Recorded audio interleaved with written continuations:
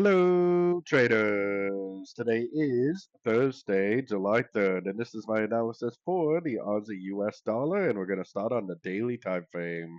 So today is NFP news, definitely a very big news event, and I do not disagree with anybody that says that the dollar index looks like it should potentially go up, and maybe the dollar pairs would potentially go down.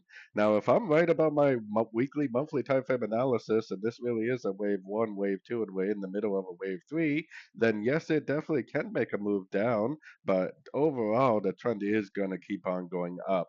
And even if it does make a move down, it could potentially, especially at a big news event like this, just make like a spike reversal and just keep on going up.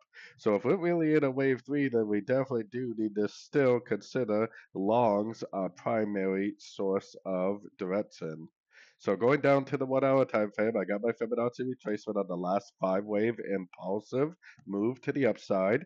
I definitely do think there's a good chance that the dollar is going to go up today and the dollar pairs are going to go down. But is this literally just going to go down to a Fibonacci level and then bounce and continue the higher time frame uptrend?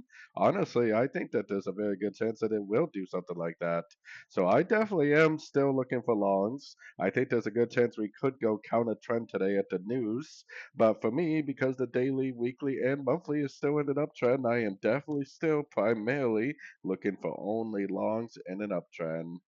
So, anyways, don't forget to check out my free Discord channel, linked down here in the corner. Take a look at my website, fxpipcollector.com. And as always, thank you for watching and happy trading.